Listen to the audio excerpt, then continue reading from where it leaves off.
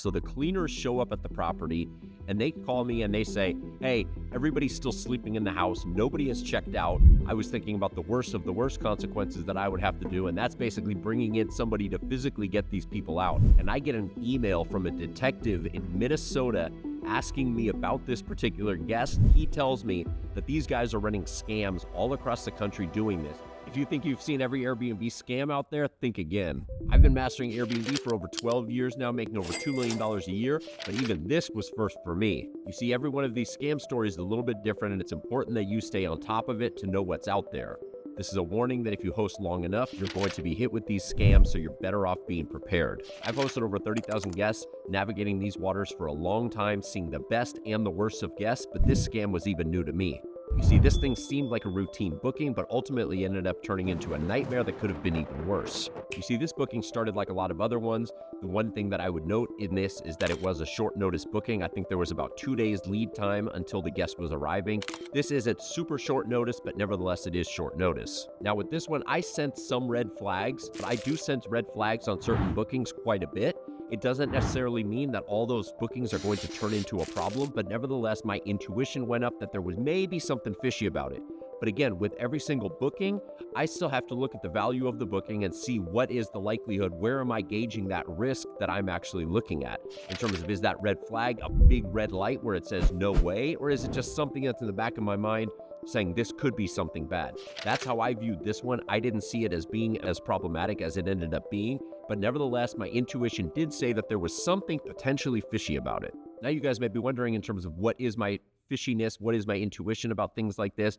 It's just something about, after you've taken this many bookings, you can tell by the way people communicate sometimes. Some things just seem red flaggish, and it's also that those things have been associated with other issues that you've had, so you may see some indications of that, and then you're simply accusing them and they're basically guilty by association. Now, in this case, I should have acted on it, but nevertheless, I didn't, and I moved forward with the booking. So, in this case, the guest was playing the part of a female. They claimed that they were female and they were in town. I forget exactly what they said they were in town for. It was short notice. They were just coming with a couple cousins and they had a couple family members with them. Now, this on the surface didn't seem like a red flag to me, but the most important part is that they communicated well. Now, I've had scammers that do communicate well, but generally, if somebody is scamming, most of the time there's some sort of a chink in the armor in terms of how they're communicating that tips them off that they're up to something bad. But in this case, again, I had a little bit of an intuition on it. I didn't sense anything major with it, so I moved forward. Now, in hindsight, the thing that I should have been alert to is this extension trick. That's what I call it. Now, I've had this happen on multiple times when people are scamming and using a stolen credit card or something like that.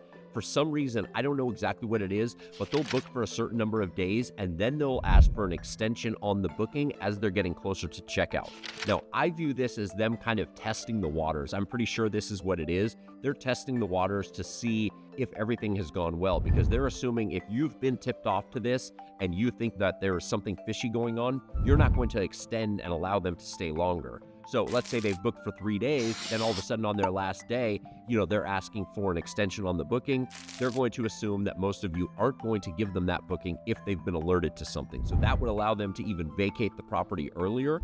Now, I have had this again in the past. And what happens is if they're alerted to you having some sort of suspicion on them, and if they think that they're going to get busted on something, they'll just leave the property early. So by the actual regular checkout time, they're already long gone.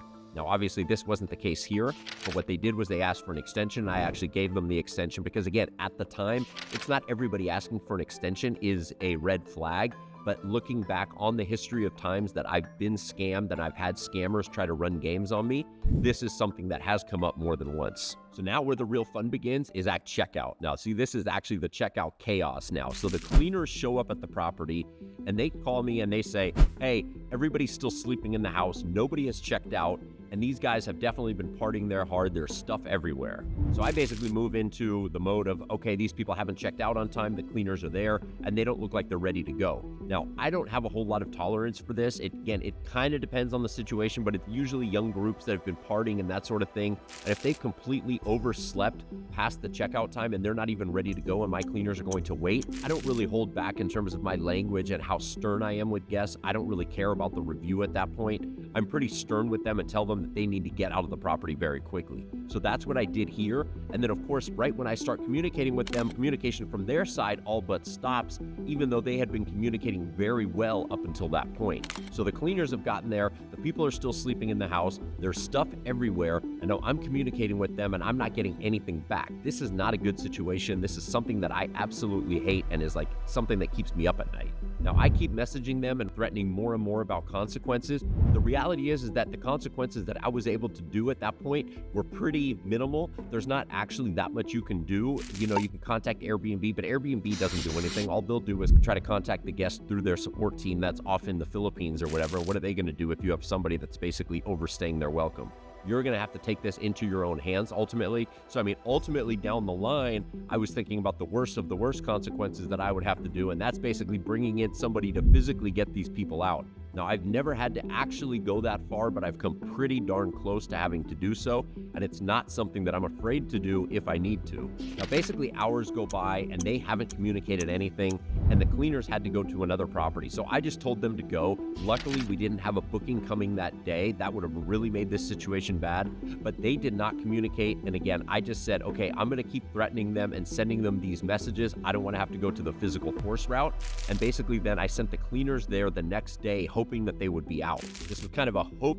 This strategy was, I guess, just a hope and pray method, but nevertheless, I've had success with it. People understand the seriousness of what they're doing in this case, and most people are going to vacate the property at that point in time. Some point in time, you know, they overslept, they woke up, they saw everything, all the messages that I'd given them, and then they ended up booging out at some point. So now when the cleaners get there, the place is an absolute mess. There's like blunts everywhere, there's cigarette butts, there's, you know, drink bottles everywhere, just everything is in total disarray. Everything is a total mess, and it's definitely a nightmare cleanup situation, but obviously it's already even worse because they've overstayed and then left the property in shambles like this. And at this point, I knew that there was something fishy going on and this thing is not going to end up well. Now, another thing that we found, and I didn't think anything of it at the time, is we found a pile of gift cards. Now, this was gift cards for Delta and various airlines. Now, you know, moving into the future, this is something that was of interest, but at the time, I didn't really think anything of it. Now, fast forward 2.5 months later, something like that. All of a sudden, I'm sitting having dinner one night, and I get an email from a detective in Minnesota asking me about this particular guest and if I had any information to provide. This was definitely something that was very surprising. It was not something I was expecting because in essence, everything after that guest had checked out, I never heard from them again. I was able to get paid on the reservation from Airbnb. There wasn't a chargeback on it, even though it's not really a chargeback, but occasionally you'll have with Airbnb guests, Airbnb can say that, oh, we're not able to honor this guest or something like that. I've had them try to do it after checkout, but never successfully. But nevertheless, sometimes Airbnb, even after you've given access instructions, is just something to keep in mind.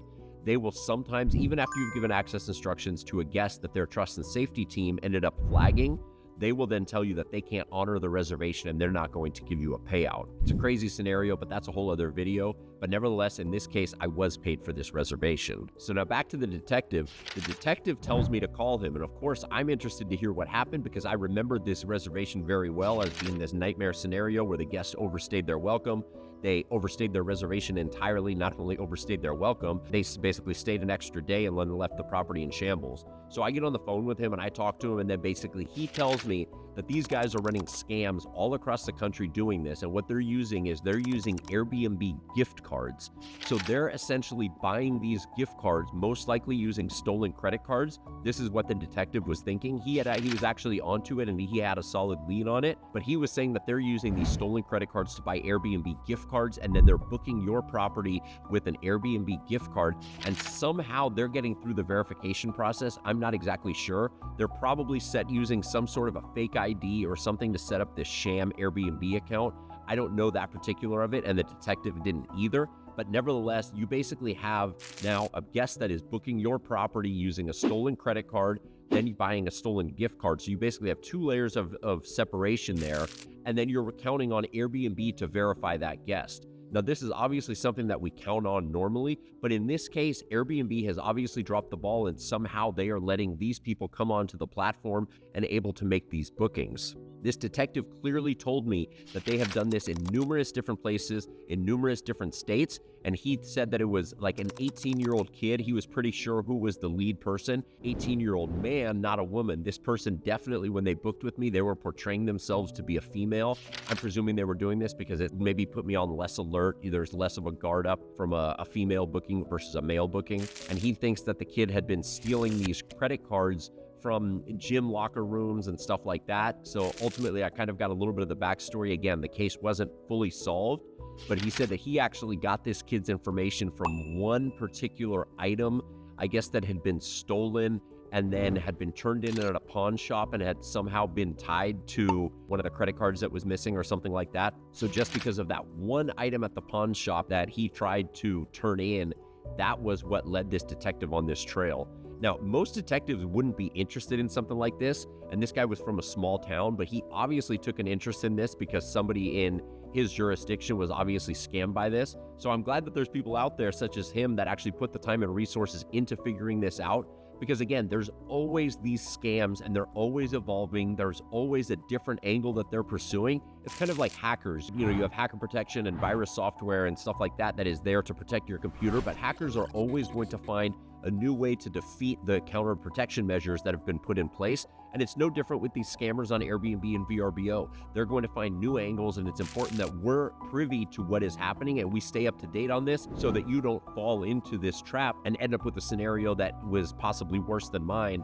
Mine wasn't the end of the world, but this could have been a lot worse scenario where they really trashed the place. They could have done worse. They could have even stayed in the property longer. And those are all kind of nightmare scenarios that nobody wants to go through, and I'm glad I was able to avoid. But nevertheless, this was an interesting case where these scammers are using these Airbnb gift cards, purchasing them with stolen credit cards, and that somehow applying for Airbnb accounts, I imagine it's probably not that hard for them to set up a fake account if they have some sort of ID and stolen credit cards. But nevertheless, they're basically able to do that, and then they're staying in your property and you have no idea who it is, and basically Airbnb doesn't know who it is either. This is a nightmare that most guests don't want any part of.